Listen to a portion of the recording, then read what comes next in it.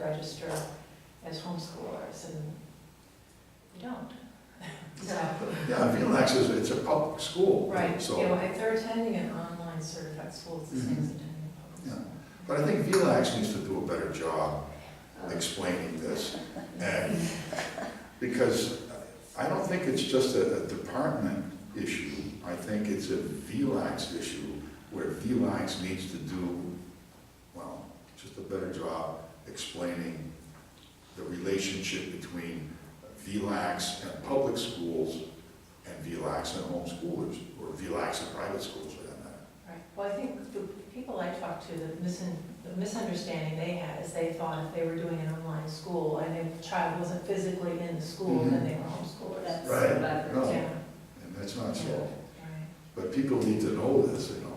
Right. People need to know that. I think it gets confusing when VLAC said something about you're not registered as a full-time student, so that was what Yeah, leaves people sort of in the, in the lurch. yeah, they unless don't know. they stay in their brick and mortar school and just take a few VLAX courses. Yeah, especially the part where VLAX requires people who want to ask, you know, if there's a family that, whether it's because of bullying or some other issue, they want to get out of the public school, right now, VLAX says, well, you have to, you know, fill out a home education application, not application, you know what I mean? The words aren't coming. You have to say you're a homeschooler because we Right. can't make you a full-time VLAX student until we know that you can successfully do VLAX. Well, that creates a problem for homeschooling. So all these things, I'm not sure what the answers are, but VLAX needs to come to the table and, you know, together I'm sure we can figure something out. But it can't stay like this. There's too much confusion among families, you know.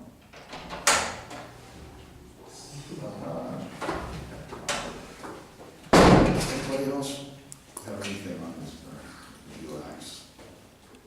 No, but I'm wondering if this is something that we should just ask HEAC, make a decision on, and say, you know, this is what. And we're an advisory committee, so we can't. Well, not make a decision, but like, we think this should happen, and then send it up to the commissioner and see what he says. Well, we could form a subcommittee to discuss this and figure out what we can suggest. I don't have a problem with that. That would make sense. Michelle, did you have? Yeah, I just wanted to either clarify or ask a question to clarify. It's always been my understanding that even a student enrolled in an online accredited school, that is considered homeschooling. And so those are kids that still need to file as homeschoolers. And even for something, a fully accredited school like Stanford's online high school, Right. that is still considered home education, and they still need to file that letter of intent. And even when they take an AP test or a SAT test, as a Stanford online student, their student ID number is as a homeschooled student, and that is consistent across all 50 states.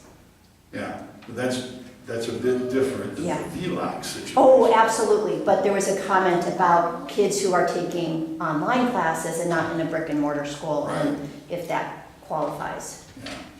Now, there's a distinction, and whether there should be a distinction or not is a question too. But there is a distinction that's being made right now. But I know that issue because that's come up before.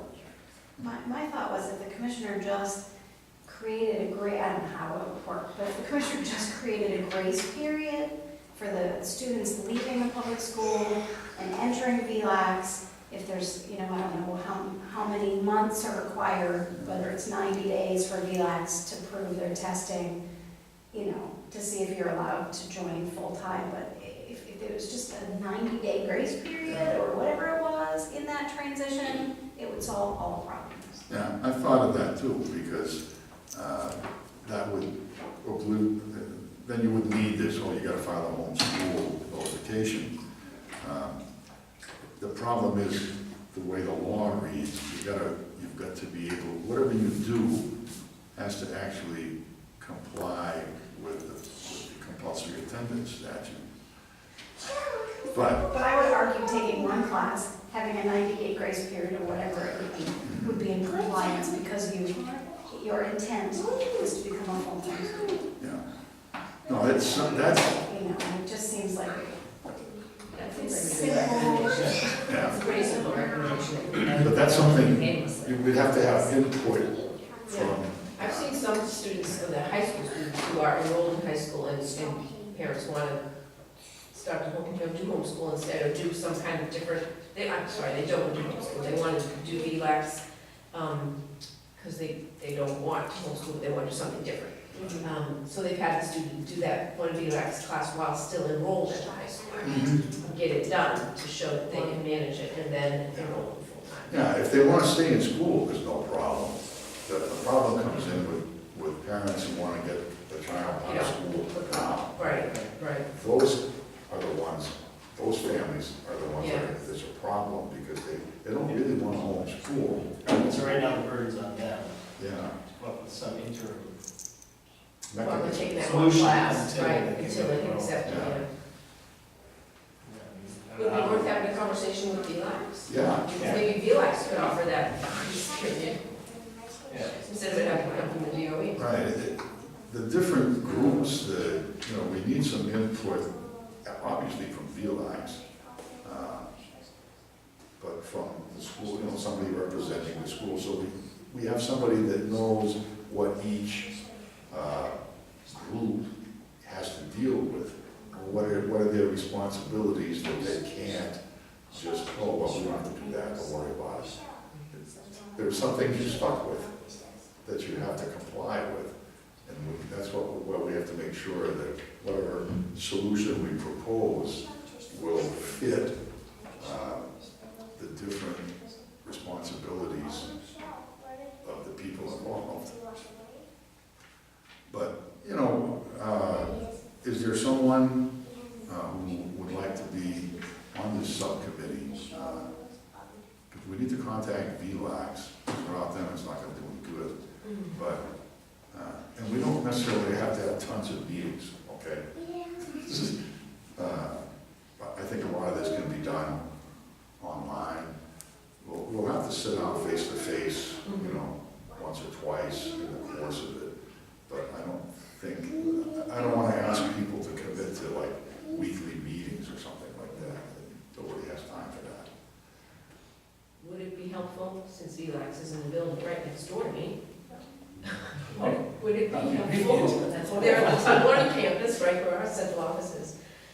If I had like an initial conversation with somebody at VLAX? Absolutely. And just say, these are the concerns that are coming from the council, this is the things we're hearing. Yes, Where do you stand on this? What's getting your way? What can they do to help change it for both ends? And just try to flush out, yes, paint a picture for them, maybe that. And that may lead us down yeah. the right path, or at least a more accurate path, or a narrower path of where we need to go. Yes. So anybody who wants to get me the information that you're concerned with so that, we can get it to Helen. And is there anybody else that would like to work on this? Anybody else down the seacoast area? To be convenient for you.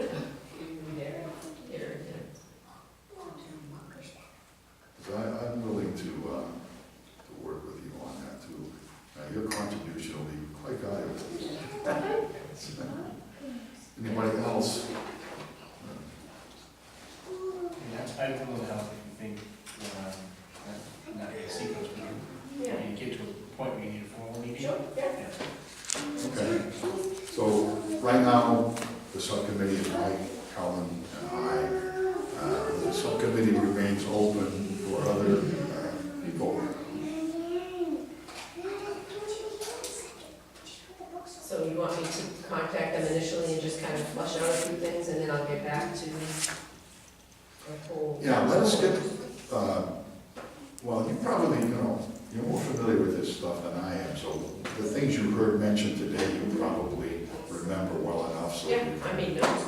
Okay, And I've heard it before, so all right. Okay.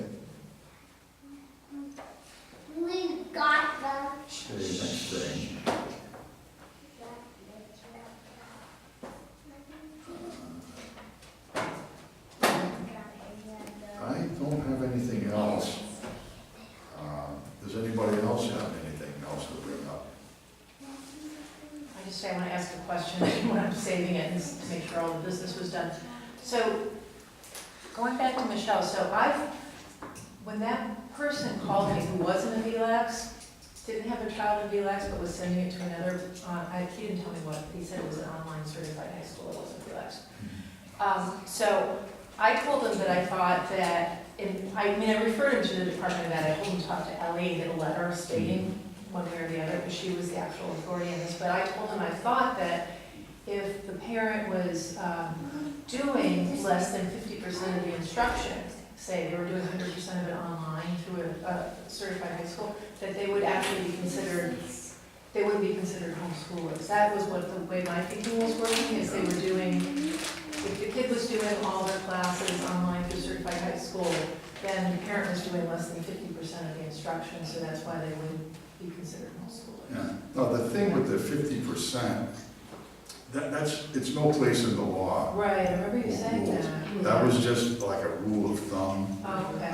that had been come up with a long time ago. Yeah, And that was before a lot of this online stuff even got started. okay. So, I mean, the legislation as it was created in 1990, it has nothing to, it just didn't take into account all this online stuff. It didn't exist. But unless the child, the way the compulsory attendance statute reads, unless the child is attending the public school in their district or one of these exceptions that's listed, Right.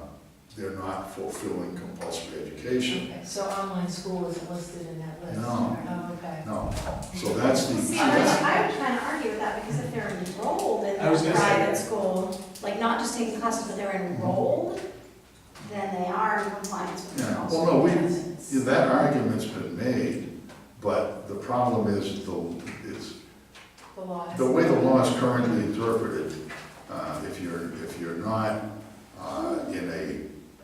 if you're not attending in person a non-public school, it's a little different for public school because of VLAX, because VLAX is actually allowed to exist. VLAX is a charter school. It's a charter which is school. public school. Yeah, right.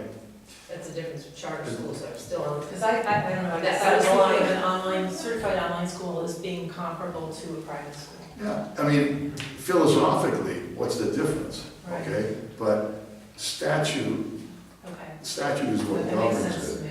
And, if there were some, for example, a change in the law or a court ruling, it would take one of those two things, either a Okay. change in statute or a court ruling, then it would become clear, yes, if you're in a correspondence school, that's the old term for it, you're attending school, but that's not the way it's written right now, so that's the problem we're having. Okay. All right, thank you. Anybody else? Is that something we put out to, I don't need to put you on the spot, to a legislator to try to change as a suggestion? If I were a legislator, I would be interested in opening up the educational options more than they are right now. But this is HEAC. We don't recommend legislation. No, I know, we know, but. Because if we did, boy, Be busy. Okay. it's not just that. It would be really difficult to get any agreement at all. Right now, all we do is write rules for legislation that's already in place. I understand. And all of us are very interested in legislation, I think, and we go and we take positions on our own for various kinds That's not of part of the legislation. advice. But, yeah, I mean, that's my thought. Okay. Well, I was thinking, George, if, for example, you felt that the online education was not in the current statute, maybe that should be added. Yeah, that, Well, I think that's what. I certainly wouldn't be That seems to opposed to be that kind an of easy thing to legislation. do. Yeah. I think that would be a good idea. How exactly you would do it, I don't know, but it seems to me that the way parents need greater educational options, and the possibilities are out there now. 40 years ago, you didn't have a lot of options. There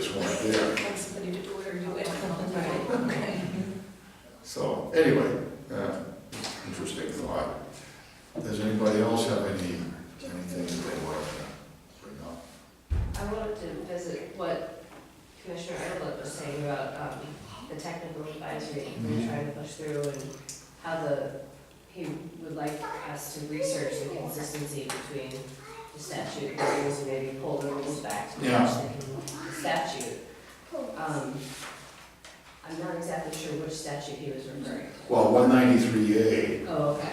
193A, that's, the This is rules are what we were talking mostly, about the school boards. the rules are mostly based on 193A. They take into account 193.1. But basically, the rules are, the framework is 193A. Okay. And he's saying that the rules don't necessarily fit Reflect. the statute correctly. Oh, okay, so it's what we were talking about. Yeah. When I talked to him this summer, one of the things I mentioned was, we may have to do some rewriting of the rules, and that's one of our tasks. Right. So So that'll have to be. either that, either change the rules, or if the rules are ahead of the statute, change the statute to the rules will fit the statute. Yeah, I'd rather change the statute to fit change the rules to fit the statute than the other. Well, depends on if you like the rules or not. But I'm gonna have to talk to him and see exactly what he has in mind Right. about that. And at some point, we'll form a subcommittee